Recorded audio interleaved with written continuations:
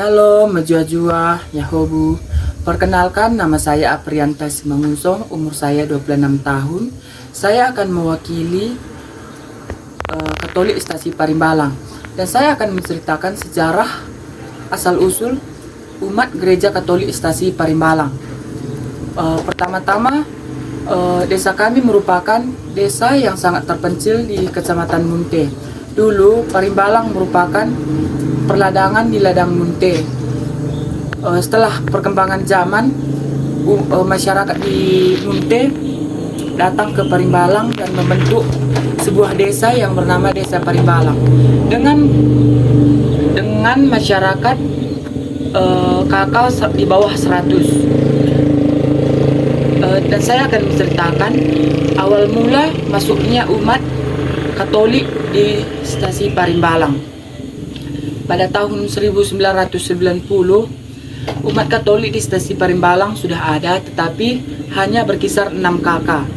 Pada masa itu masih beribadah di tempat rumah umat yang dengan papan yang sangat sederhana, dengan keadaan kursi itu pun belum ada. Pada tahun dengan akhir perkembangan zaman pada masa itu, dari tahun 1990 ke tahun 2014, puji Tuhan umat Katolik meningkat menjadi 16 kakak. Tetapi itu pun sudah meningkat 16 kakak, tetapi masih beribadah di tempat rumah umat. Kami umat Katolik di Stasi Parimbalang pengen dan ingin sekali mempunyai rumah ibadah dengan layak. Kami umat Parimbalang meminta tolong kepada pihak paroki dan pastor. Tetapi pada masa itu pastor mengatakan carilah lahan untuk pembangunan gereja. Pada suatu hari ada bapak yang bernama Bapak Melda, itu merupakan umat Gereja Katolik Stasi Parimbalang. Pada masa itu dia memberikan lahannya untuk dijadikan sebagai lahan pembangunan. Kami umat Katolik Stasi Parimbalang berbincang bagaimana sih pembangunan kami dalam Gereja Katolik. Pada tahun 2018 itu pembangunan sudah dimulai, tetapi pada masa itu dana sedikitnya belum mencukupi. Tetapi pada masa itu juga umat Katolik bangun.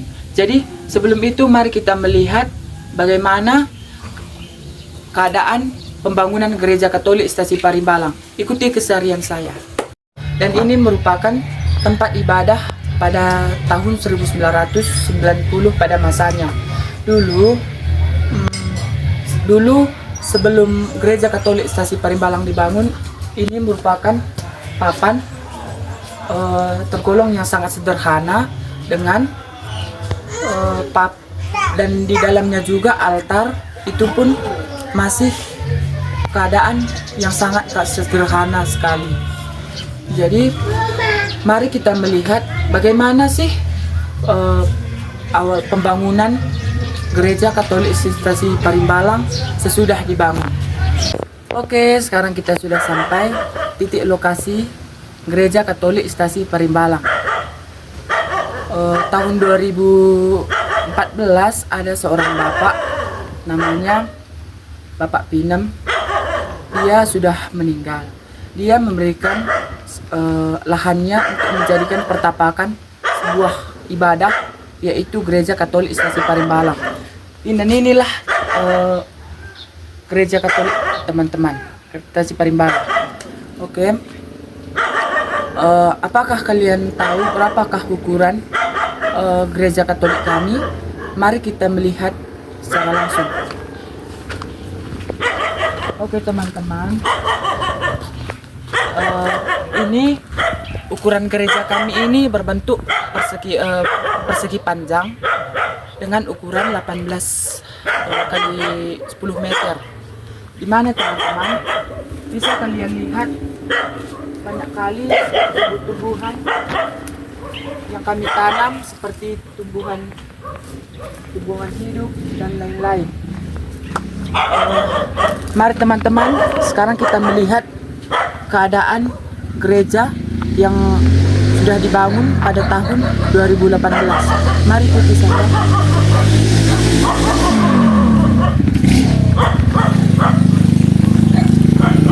Dan bisa kita lihat teman-teman, ini tulisan Gereja Katolik Stasiun Parimbalang belum ada karena dana yang kemarin yang sudah dibangun itu belum mencukupi dan kondisinya sangat memprihatinkan. Bisa kita lihat lagi ke dalam. Mari kita.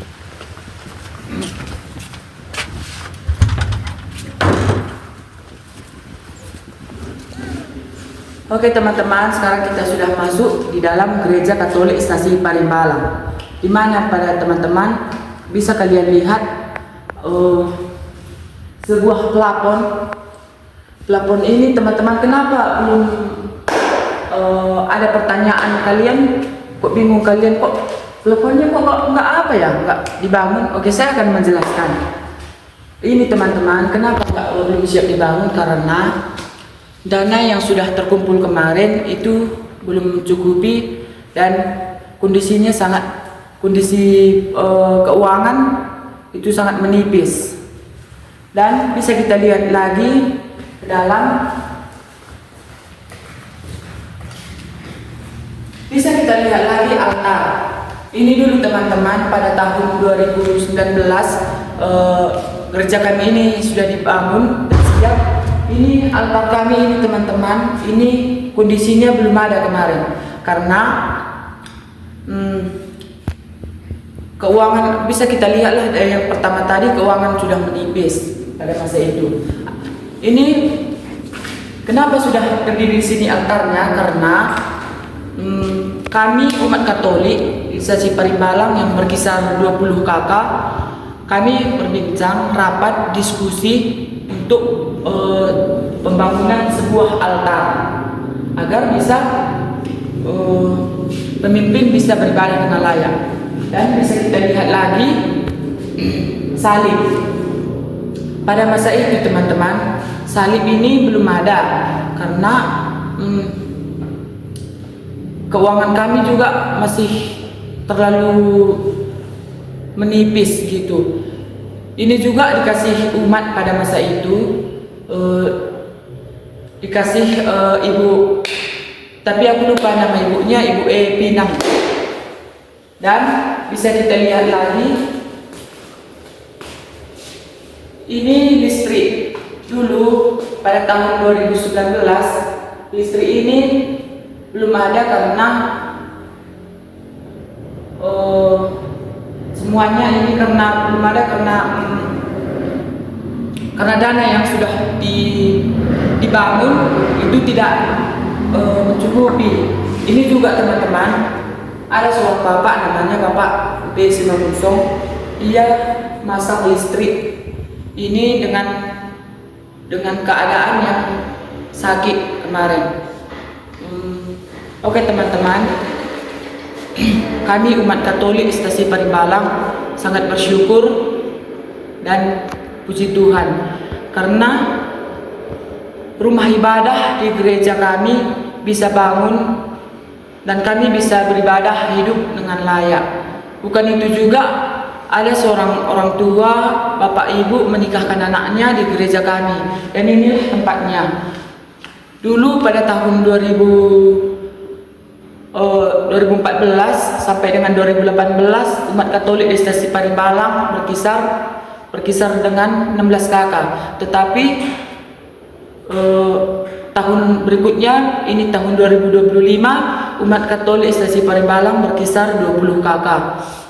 Dan kami sangat berterima kasih kepada para pastor, pihak-pihak paroki, dan lain-lain yang sudah memberikan sumbangan dana kepada kami, Gereja Katolik Stasi Parimbalang. Kami sangat berharap kepada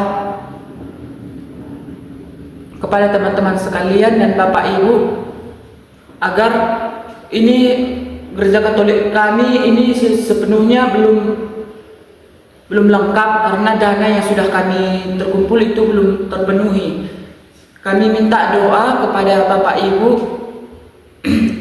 yang memberikan sumbangan pun bisa, agar umat pelakon bisa terbangun kembali dan kami bisa hidup dengan damai. Inilah sejarah asal-usul masuknya Gereja Katolik Stasi Parimbalang. Terima kasih, Shalom, berjua-jua.